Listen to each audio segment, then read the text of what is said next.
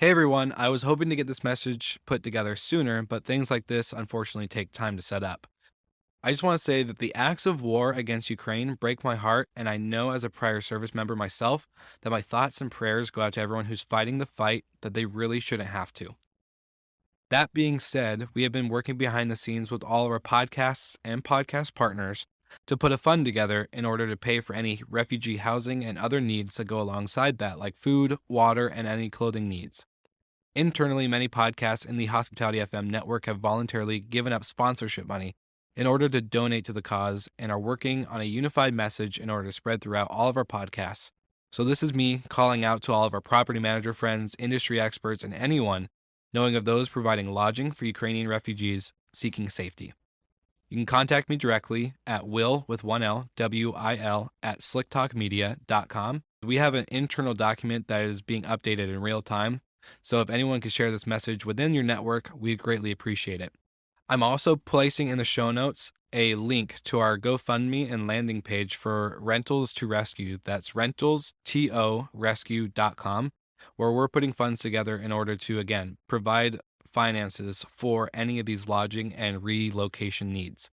So thank you so much for tuning into this quick message. I hope you guys are all well and safe, as I know we have tons of listeners in Ukraine and other countries in Europe. So thank you so much for tuning in, and I hope you guys enjoy this episode.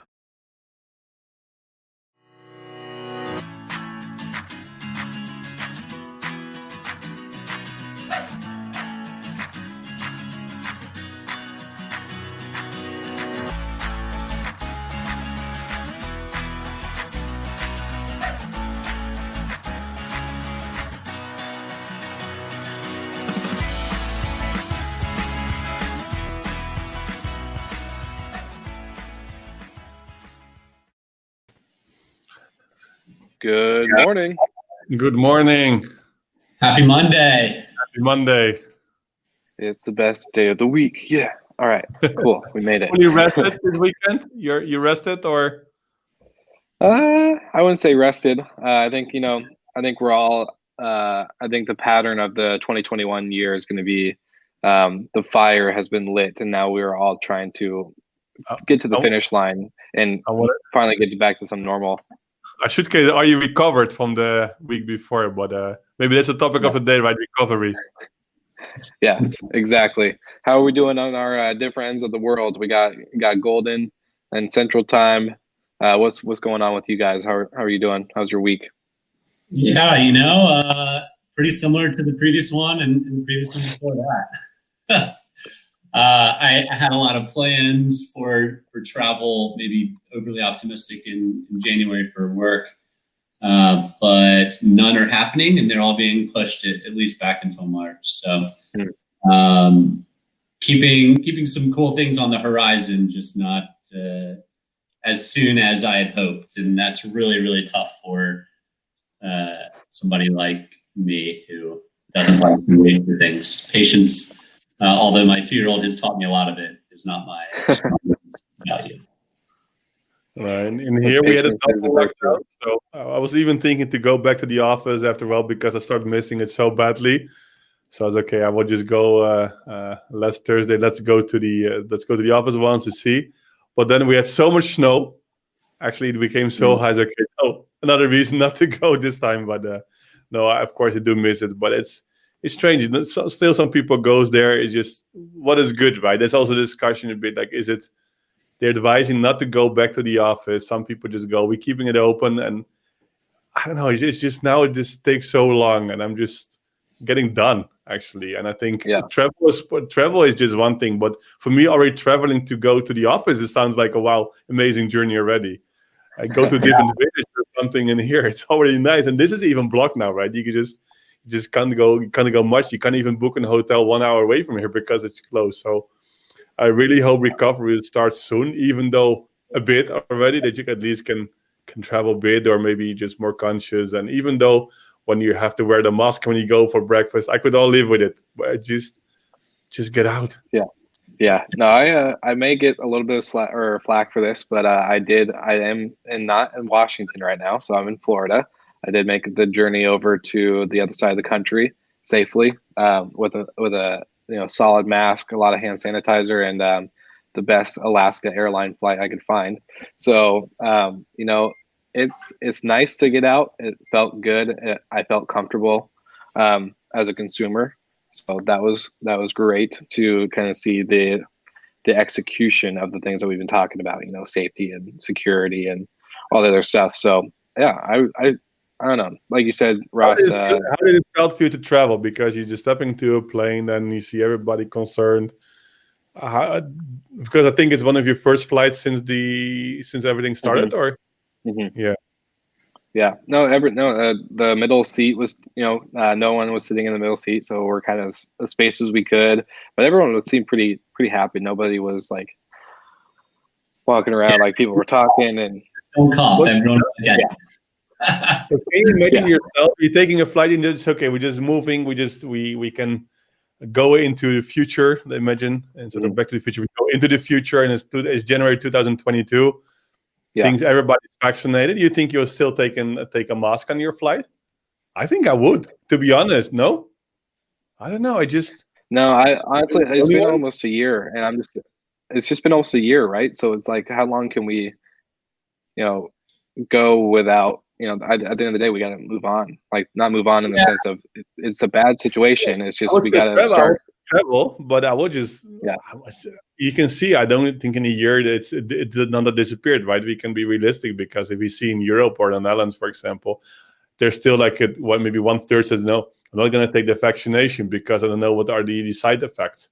So there's still a huge big, I don't know how it's in the US, but in Europe there's kind of a big group of people just say, I'm not only going to take the vaccinations, right? And it's still, well, I have a family. Just, of course, you're a bit more careful, and of course, it's kind of, are kids more sensitive or not? Are we not? Etc. Long discussions, but I don't know. I just really, yes, I would travel as soon. Travel is a bit okay. I would just travel as soon as possible, but still take this mask. I remember in February when I flew to the US for my trip to San Francisco and the West Coast.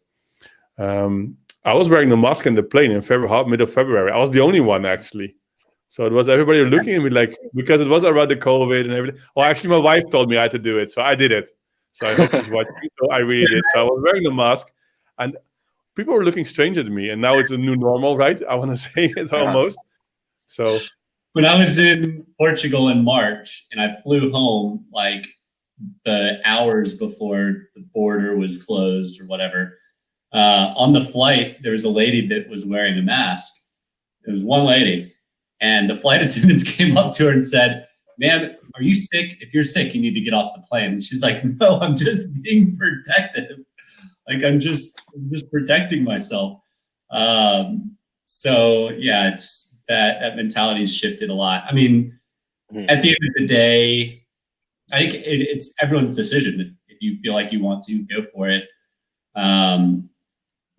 For me, like, I certainly wear masks until the point that it doesn't make sense to, but I'm not a germaphobe. I never have been. Like, I'm the guy that'll eat the worm out off the concrete for a free lunch or something. So that stuff doesn't bother me as much, and I'm young and healthy, so my risk factors are relatively low. Yeah. But you're completely fit, right? You're just you're the Cristiano Ronaldo of the US, right? You're completely fit, or not? I wouldn't label myself as completely fit, but I am a young, healthy individual. Yes. Yeah, my excuse is that I've been vaccinated and injected with so many things through the military that I have no idea what they put in my body already. So I'm like, the other day, I think I've gotten every virus or flu that they probably had, and I didn't even know it. I remember my first year, 2014, I got injected with probably like 9 needles in one day. So who knows? And they do it every year too. So at the end of the day, if you've gotten vaccines, then you don't really need the mask. But I think it's unclear in here. I don't know how it's in the US. If you have pretty clear plans, it's a bit like, somewhere maybe in the third, maybe fourth, maybe second quarter, we'll see you get your vaccination. So it's a bit unclear. And then it's like you're starting with this group, but then maybe it actually you're in the second. It's unclear in the Netherlands, for example, because I just pay my healthcare in there. But I don't know. It's still unclear, and I know it's not always easy to plan. I understand, But it's also like, if you want to make plans, it's good to understand a bit, okay, when and how. And then you see, of course, there's a difference. Like the older people get the Pfizer, then the other group in here got Moderna. I don't know, it's in the US. So it depends also on which age group you are. You get a specific kind of vaccine. So Yeah. I don't know. I prefer to, okay, I'll just pay for it. That one. I don't know. Maybe there's a difference, but if one costs €25, I saw some reports. If one costs €25, you need two of them, or is it no €12.5? I need two of them. The other one cost $1. I don't know. Maybe the other one is better. There's also discussions now what you will get, right? Is the other one better than the other one? Can I just upgrade to the other one? Can I just pay a bit more on the doctor? And it's... Yeah. I mean, I think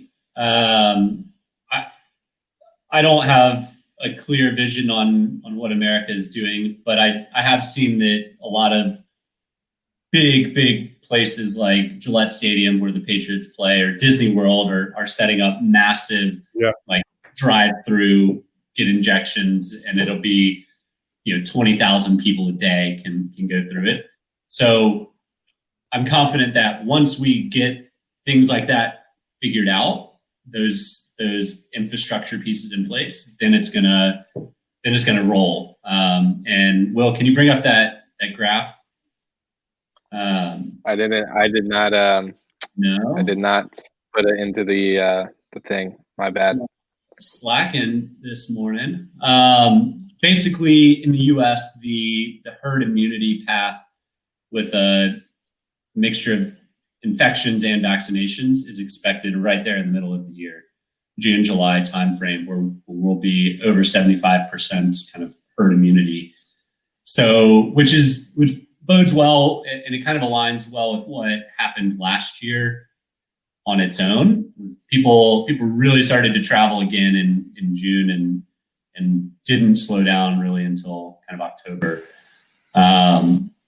So likely schools are closed the rest of this year, likely not much travel. But we're getting over 50% herd immunity in this estimate in April. And I think, there you go.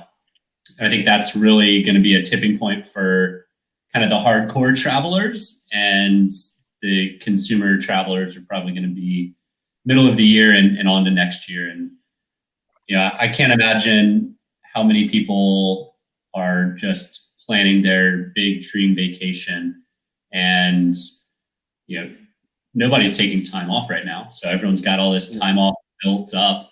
You can take a month off and go to wherever for a long time. So the amount of pent-up travel is promising for the second half of the year.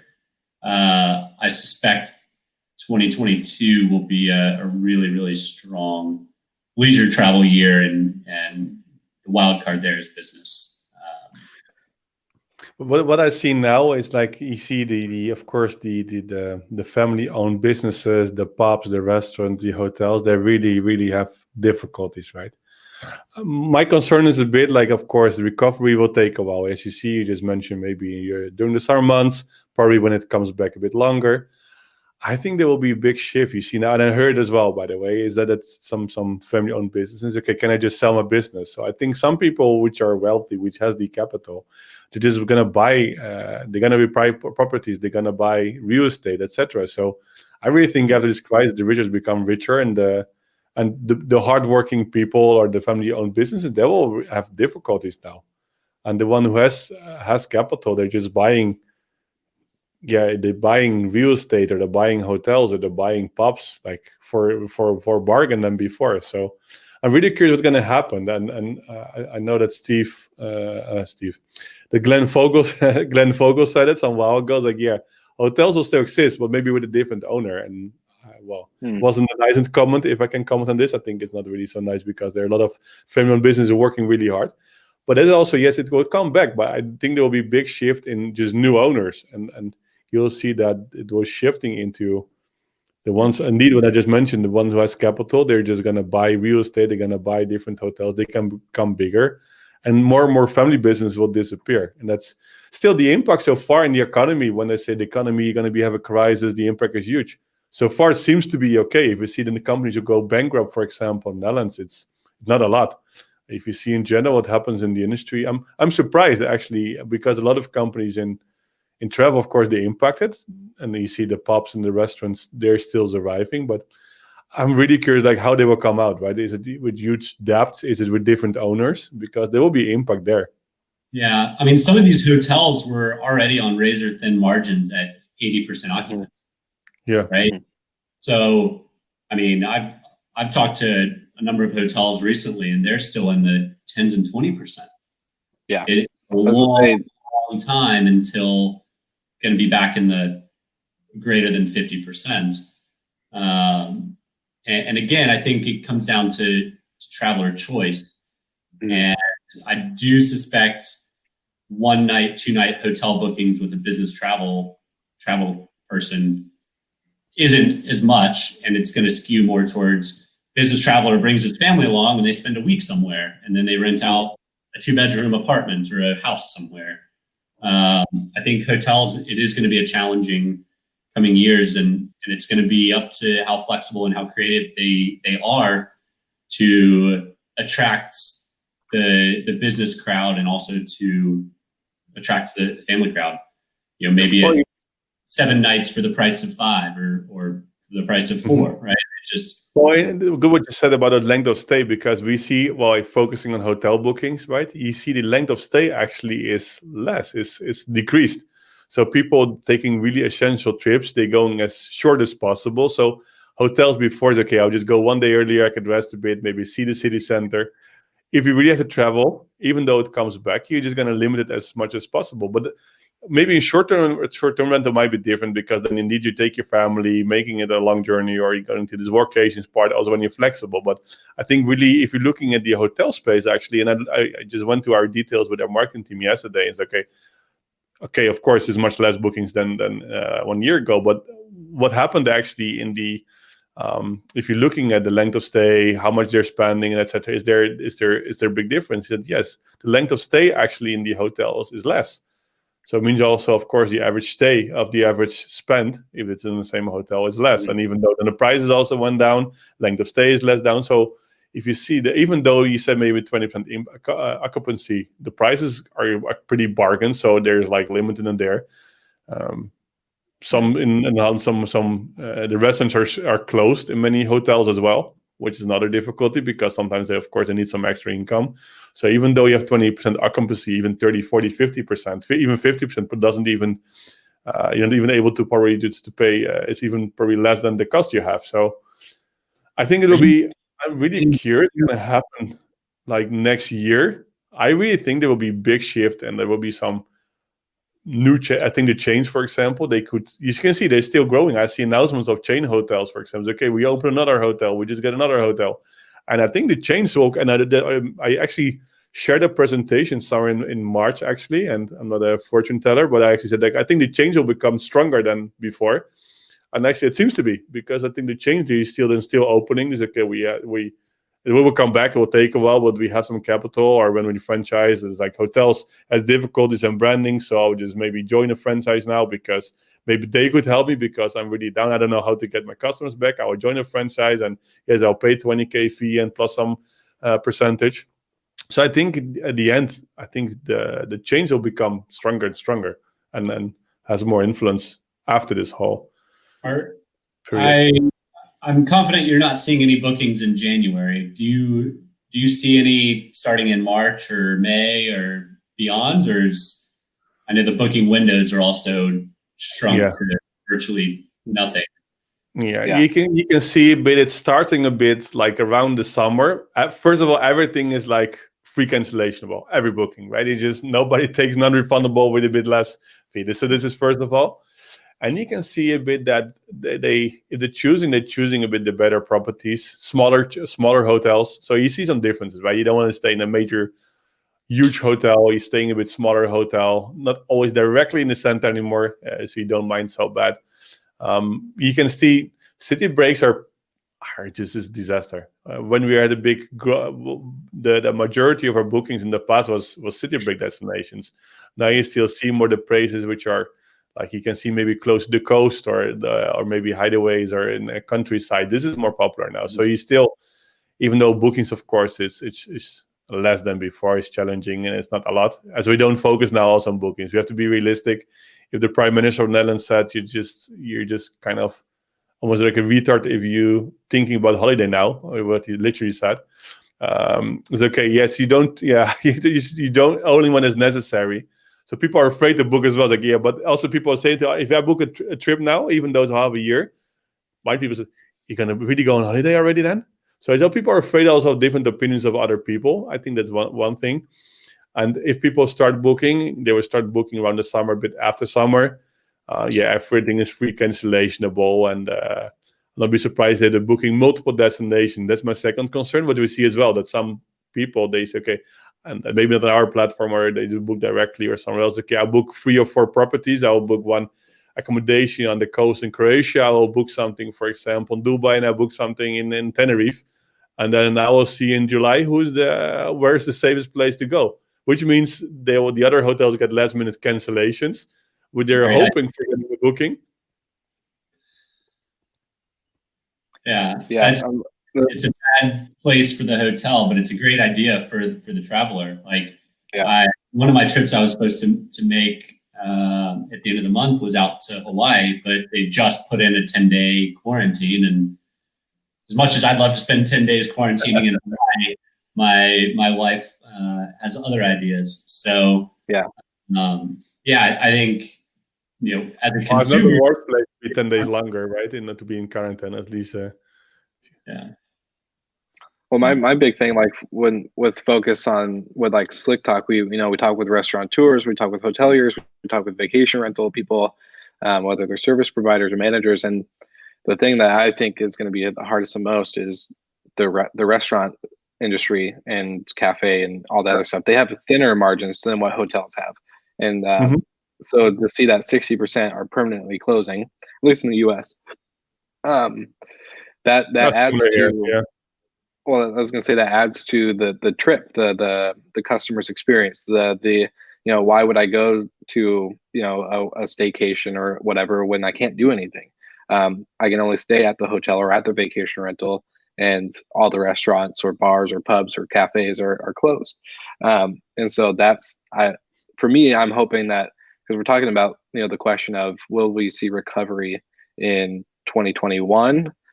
Maybe not till Q3, Q4, but when it comes to the actual experience behind the trip of, getting a coffee in the morning and going out to dinner with friends or a business colleague or that other stuff, that to me is where it gets scary. Like, we're looking at 2022 and further, unfortunately.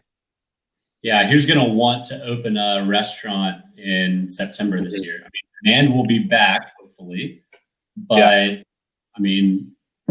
maybe a new strain comes out, and imagine the impact when you can have less people because they will put restrictions. You're just organizing your whole. If you're starting a new restaurant, even though you want to start something, you're just thinking about the interior, how to put your tables, how many seats. This will take a while. So at the end, what's going to happen? The restaurant has to really increase the prices double because they have less seats because they have half of the seats left. Are you really going to spend €50 for a meal that was before 25? And minimum wage to like nearly triple. So tripling your costs plus cutting down your addressable market, cutting it in half. I mean, that's the demand. $30 now. Yeah, I was gonna say, and the demand of Uber Eats or Grubhub and other things that they take like 35% on the back end of the restaurant. That's already not making the greatest profit, and then now the customer is ordering a $15 burger for $40 with delivery and service fees and all the other stuff. It's like, I don't know, man. It gets a slippery slope when you go that. That's what might change as well. That you don't see restaurants who just only do food delivery and they do not have any restaurant anymore. This will you saw somebody in this, maybe I don't want to say basement, but somebody just having a place where there's massive production burgers. And they just only do delivery, right? It will be more common as well, and to avoid, and that's still business. Delivery works okay, but really have a physical restaurant where you have an experience. I mean, I've always heard a restaurant job is the hardest job in the world because you have to deal with super picky people. Well, pull people out of the equation and running a restaurant is going to be great, right? You just deal with delivery drivers and send them on the way. So maybe it'll be a new era of challenging jobs. It's going to be the delivery man versus the waiter or waitress. Yeah, no, that's true. We saw 300 chains open up under a specific influencer of just burgers and like a burger restaurant concept, but just delivery. No in-house, no nothing. And 300 stores or locations. So maybe that's something that we're not seeing. See them, so you don't know if it's true because you don't see them, but it sounds good. Yeah, exactly. Well, awesome. Well, any exciting news from your guys' end with, obviously we got Noise Aware, we got Bidroom. So anything coming up for you guys that you're excited about that maybe, I don't know, just any kind of. Coming Friday, I will be live. So because it's the Young Business Award, right? So coming Friday, I will be it's live on YouTube, some TV channels, etc. in the Netherlands. So if you're following the Young Business Award, and then I think like European time around 12, I think noon, or just check it. I'll be live. So I'm pretty fingers crossed I'll be in the final. So there are 12 semi-finalists. Then they will announce, I think, somewhere in February who's going to be in the final. So let's see. I hope it will look okay. I said last week they record me. So let's see. How do we rig the election? Yeah, I built a script actually, so it's automated. So I hope that. No, I'm kidding. I think it was a jury of 5 guys. There was kind of Dragon's Den, so a jury of 5 guys in there. So I think they making the decision. So I can give their email addresses or their contact details if you would like to influence them. So awesome. I sent them already like a check already to them and some flowers for their wives and stuff. So maybe it helps. Hey, gotta do what you gotta do. I love it. No, I didn't do it, people. If you're looking at this, I didn't do it. Of course not. I'm honest, I'm fair, transparent, fairness. That's me. Cool. He's the Elon Musk of subscriptions, so he's got to be fair and honest. Yeah, I have to. Okay, so I think that's it for today. Anything with you, Golden? We'll look forward to same time next week. All right, we're off. See you.